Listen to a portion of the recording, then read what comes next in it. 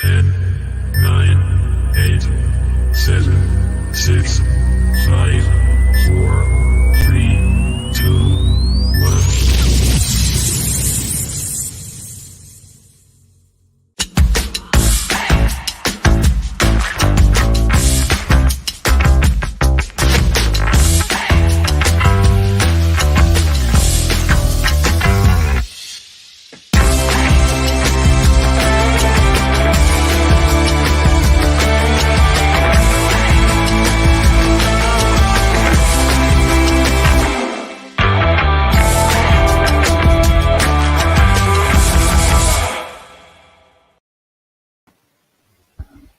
Hello everyone, welcome in to the channel. Bit of a different one today. Baz isn't obviously here. It's me, Liam.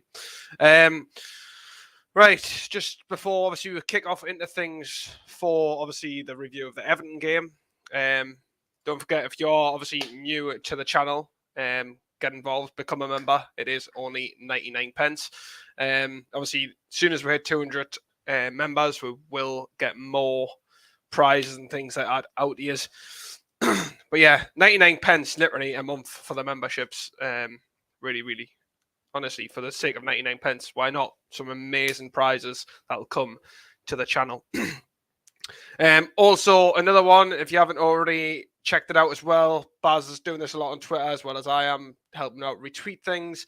He is doing a giveaway. We're trying to raise £5,000, 50% of it going to charities and 50% of it going to help Baz build these stream shed, which will be amazing to see him in that. So yeah, let's hit that goal. Obviously, there's the signed shirt. Obviously Alan Shearer's signed shirt, as well as some signed shirts from King Kev himself, and obviously the 5 plaques as well. They'll also be in that giveaway.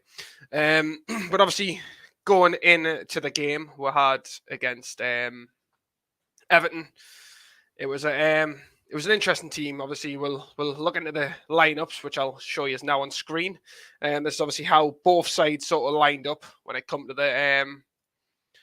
this game. It was a very interesting game, if I do say the least. I've had to catch up on the highlights because I didn't manage to get into the game, which was a shame, but it happens. And yeah, we kind of couldn't get in, but yeah. Anyway, so obviously this is how we lined up: Nick Pope, Trippier, Shaw, Botman, Byrne, Gamarez, Longstaff, Joe Linton, Jacob Murphy, Almiron, and Callum Wilson. That was our lineup. Obviously, Everton's lineup was Pickford, Coleman, Cody, Tarkowski, etc. But yeah, it was very mixed emotions for me in this game. Obviously, when I've looked back at the highlights, some of the way Everton sort of played in this game, it was a very strange one, if I do say so. We looked really good off the get-go, sort of Murphy with some really good footwork and things, getting really involved in the play, and it's good to see Murphy sort of getting better as a player. He's not becoming world class. I don't think he'll ever get there, but Murphy had a better game, in my opinion, if I'm totally honest. I don't think, if anyone is in the live chat, I don't think my chat is working, which is a pain. I'm going to try and see if I can get the chat open, though.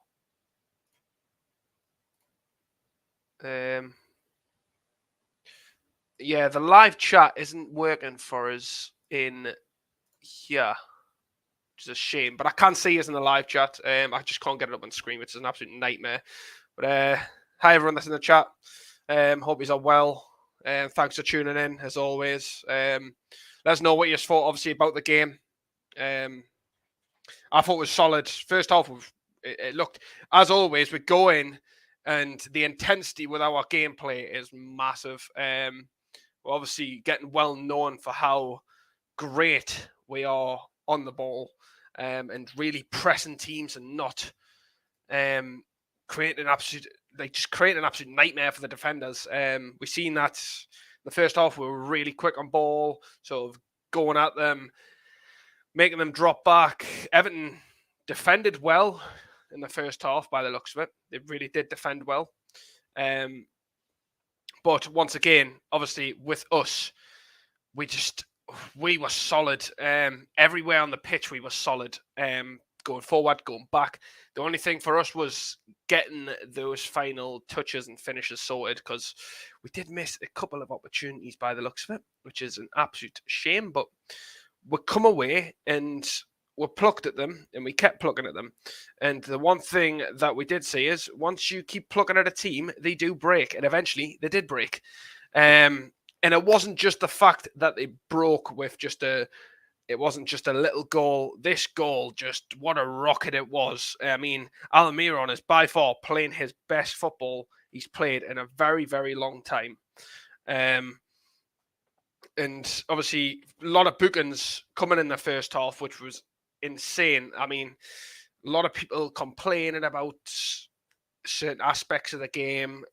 This is footballers as well as fans, about how apparently there were some fouls that weren't looked at from VAR. Was it a foul? Was it not a foul? Who knows? But to me, it happens. We've seen it happen a lot. We can't trust VAR. We just can't predict what VAR is going to do anymore. And I think that's the absolute shame of it. Is just how VAR is going to sort of get better. I think that's the one thing we're going to struggle with, is how they get better, because they're just not good at all at the minute. They're having a nightmare. But obviously, we've seen it where the build-up play of Murphy had an attempted goal, which, honestly, the shot that he had, if that had went the top corner, Murphy his confidence levels are just going up and up and up, which is insane. Obviously, I've got the chat on the other monitor here, and I can see you all talking in the chat. But so obviously, thank you to everyone that's sort of tuning in. If there's any questions, I will read them live on stream. So let's read this one from Stephen. It says, Newcastle deserved the victory. Simple reason being, you had a cutting edge. A superb goal decided it, but it was toothless up top. Yeah, it was. But I think both teams had they had some chances that they just didn't put away.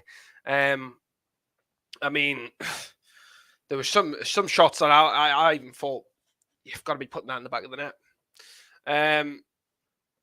Let's say is odds on Bruno travelling tomorrow. Obviously, if you haven't already heard, and he's blocked on Twitter and all the other social medias, Bruno Camara's partner, she's just had their first baby. So congratulations to Bruno. I don't think he'll travel tomorrow. I mean, come on, he's just had a baby. He's not travelling less than 48 hours to a football game from, I think it's his first child, if I'm honest. I think that is his first child. And Geordie Brazilian. Nah, honestly, I don't think Bruno will be travelling tomorrow to the game against Spurs. Good win for you today, though, Stephen. Yeah, personally, I was not all that impressed with the Newcastle performance in the comparison to how they have played recently. But like I said, you had something to offer offensively.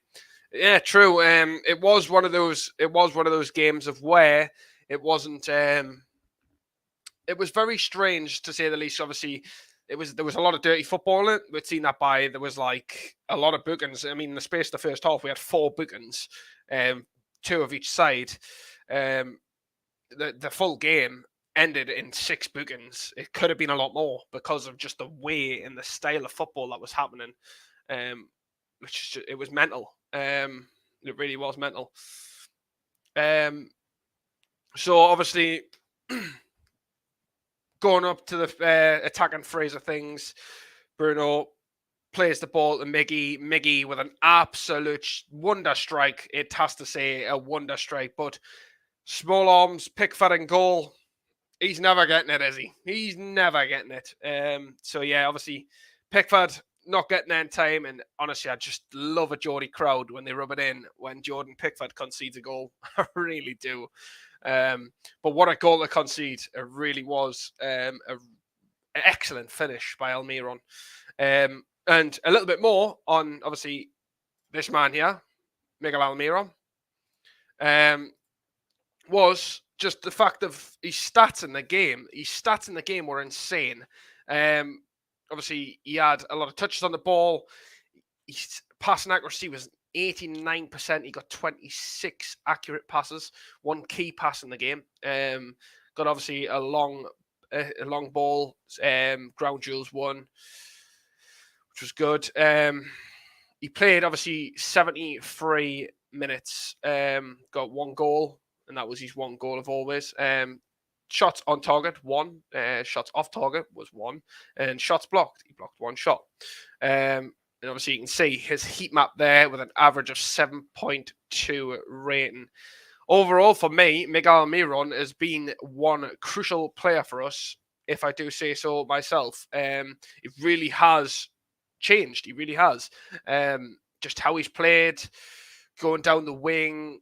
I think there was that time against Palace where he had that off game, and he was doing a lot of central work, Miggy. So I'm assuming after that game, Eddie Howe's just sort of hammered him and told him off a bit. Just going to read some more from chat. Yeah, I thought we looked a bit under our usual levels, but wasn't worried about conceding. Yeah, once again, Everton didn't really offer a lot when going forward. So, I mean, we should have probably won by a lot more because there was a lot of attempts at goal created from us. But we sort of like sat off a bit going into sort of the second half. We sat off a bit and allowed pressure from Everton, which was a nightmare. But once again, Everton didn't have a lot going forward. They managed to sort of control possession coming towards the end of the game. But in the full match overall, Everton, I believe it was one shot Everton got at our goal, and that shot was off target, which is just, it's mental to even think how well our defence is doing at the minute. We have the best defensive record in the league so far this season. And just when you watch Botman play, you surely understand why. And not just Sven Botman to mention as well. We've also got to mention about this man, Kieran Trippier. Trippier obviously plays a lot of minutes under the matches and under the lights for us. He played a full 90 minutes as always. Trippier, an 8.1 average rating. This is obviously from Sofa Score. They gave him an 8.1 rating, which I still think is pretty low considering Trippier had a solid game for me. Like, look at his heat map itself. A lot down the right side of the pitch as always. But one of those things about Trippier is he's just very clinical. It's helping out on that right side, especially with Mickey. Mickey and Trippier's link-up play is insane. And that's one thing I really do love about them. They just know how each other play now, and they're slowly but surely starting to get used to it. Obviously, you can see how the sort of play areas and the stuff where the match sort of played out a lot there was a lot of central play happening.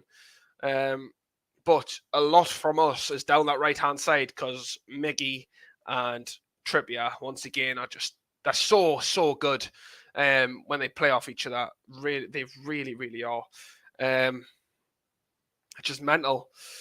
Obviously, once again, these are the stats of the match, as you can see. There was a total of 16 shots from us in this game. 4 of them being on target, 9 of them being off target. We had 8 corner kicks, no offsides, which is I'm surprised of. If I'm totally honest, the one thing I thought we would have had was an offside, but we never had one offside in that game.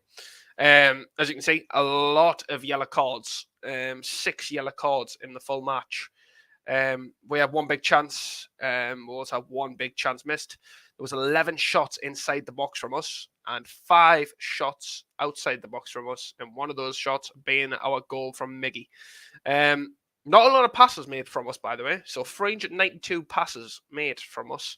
But it shows how well we controlled the game because we were so on top of them. They didn't really know what to do. It shows by how many shots they managed to get off at our keeper, which was a total of one. One shot, and it was off target. Insane. Absolutely insane. Anyway, I'm going to come back to the chat, see what the chat's saying. Let's see what we're talking about in the chat. It is a pain not being able to see it in the software, but it happens. It really does. So our last 3 games was always going to be tough. We have enough to beat most of those in the bottom half of the table, particularly at Goodison.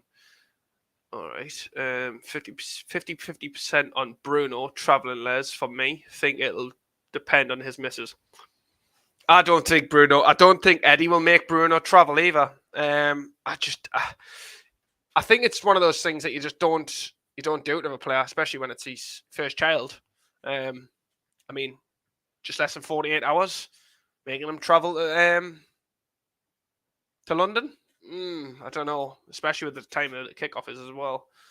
We'll know by tomorrow, I guess. Yeah, we certainly will. We'll find out tomorrow if he travels or not. I really don't think he will, though. It'll be a shame because it's a massive match against Tottenham, but we'll see if he travels or not. Sorry, lads, trying to find salt for scampi and chips. Been listening. That's fine, Paul. Scampi and chips sounds lovely. Late kickoff, 4:30. Yeah, that's what I'm saying. Sending Bruno down to play football at 4:30 when he's got a newborn baby. There's a lot that he'll need to help out with in that house, and I can't even speak from experience because I haven't a clue. I don't have kids yet. If Baz was he may be able to tell us something different though. Penalty Chelsea game before today's game, we had 0 shots on target in 180 minutes of football. Goes to show something, really, doesn't it? But once again, Everton they're not looking anywhere near as good as they have been in previous years. They're slacking a bit. Right, let's have a little look. More so happy for Bruno and his misses. Yeah, hats off. Just honestly, like over the moon. Hope to see his child hopefully playing in a Newcastle shirt in the future when Bruno obviously gets on in age and retires. Who knows? Big test for Newcastle tomorrow. Personally, see a Spurs victory or a hard-fought draw. Although I will be rooting for the two. I'm still unsure about tomorrow's game. I'd like to say we'll give Tottenham a good game because obviously that game against Man United, they will be looking to try and get 3 points. As well as us, though, we will want to keep our winning form under the belt and just keep going at teams. Honestly, the way we are looking at the minute is something I've never seen in years. And I mean absolute years. Evening, Mark. Hope you're well. Thanks for tuning in.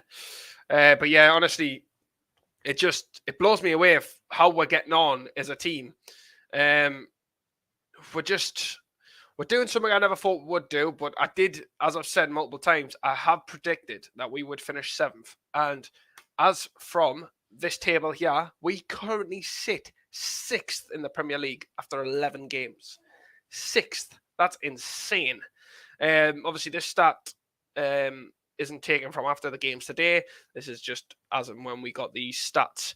And as you can see, after 11 games over the last, I want to say, 11 years, this is how Newcastle have looked after 11 games. So 2011, 25 points, 2012, 14 points, 2013, 17, 14, 16, 15, 7 points, 2017, 14 points, 2018, 6 points, 2019, 12 points, 2020, 17 points, 2021, 5 points, and 2022, 18 points.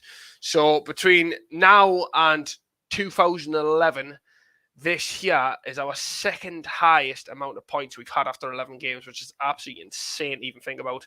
It just shows how far we've came in a year, basically. Obviously, I'm just saying a year because of when the takeover happened and things, but look at it. Look at that. After 11 years, how many points we've had after 11 games? It's insane to look at. Obviously, table as well as always. We'll show you that just so you can have a little look and just be as surprised as I am because I think it's insane. 9 goal difference as well, which is unbelievable. And look who's above it. We've obviously got Man United, Chelsea, Tottenham, who obviously play tomorrow, Manchester City and Arsenal. So obviously Tottenham will be a tough fixture for us because it really will be a test. But we'll hope we can go in and batter them and get 3 points. I'm not saying we're going to go and slaughter them, but I really do think we'll give them a good game. I'm just hoping not having Bruno because I still don't think he'll travel. Not having Bruno, it'll punish us a bit. But yeah, obviously, I did say at the start, if you haven't already become a member of the channel, don't forget, become a member for just 19 pence, 99 pence per month. Obviously, there'll be more prizes and things given away at the end of the goal and stuff. Obviously, we're trying to get 200, so if we can hit that goal, it'll be much appreciated. 99 pence per month. And obviously, don't forget, if you haven't already got involved in the raffle, then do contact Baz and he'll sort you out with some raffle tickets. Obviously, there is that Alan Shearer testimonial signed shirt up for grabs, as well as 2 Newcastle tops signed by King Kev and 5 of the Newcastle United plaques, which will be given away. And hopefully, we'll see some more things coming to be given away. But yeah, let's have a little look at where we're at now. More stuff happening in the chat while everyone talking. Let's have a look. Hi, Mark. Where were we? I don't know. We can protect Dominic Calvert-Lewin, mate. We only have him and Mwapu as recognised forwards. True, Stephen. The issue I think Everton have is keeping a hold of those sort of players come the summer, sorry, not the summer, come even January. There might be a couple of poachers trying to take them, especially with the situation Everton's under at the minute. 2-1 to the tune, screw Conte ball. Yeah, true. I honestly think it'll either be a draw or we win. I really do think that. Top 4 finish from me, says Paul. Paul, if you're right, I hope you've got a bet on it, because I'm going to guarantee you the odds are insane for Newcastle to finish in top 4. I predict Newcastle will be challenging for Europe this season. Many Newcastle fans had the belief this wouldn't happen for 5 years or so. How it is amazing. Yeah, you're right there, Stephen. How definitely is amazing. And if we get Europa this season, I'll be buzzing. I'll be absolutely buzzing if we're competing in Europa League or even Champions League next season. If we manage to get Champions League, wow. They're going to have to do something with St. James's and regard expanded it, but that's something completely new. What we got? Hello, Nelly. Thanks for tuning in. Hello. Good evening, everyone. I hope you are all having a wonderful time. Stephen, where we need you for these shows. Hi, Nelly. 1-1 in added time. Oh, the chat just jumped. I've lost where I'm at. As I've said long ago, I fancy us ending 7th this season. Anything better would be much appreciated. Yeah, true, Nelly. I predicted 7th. I'll be buzzing with 7th, if I'm totally honest. Obviously, we're currently sat 6th, but there's a long, long way to go. And don't forget, January isn't far around the corner. I think there's only something like 5 games or something now before January, which is absolutely incredible to think. Whether or not we do business, who knows? Good evening. I haven't been unwell, mate. Going to be a tough game on Sunday. Hello, Paul. Joe Les are still playing. Good evening, Nelly. Sorry to hear that. I'm trying to whiz through the chat. Let me have a look.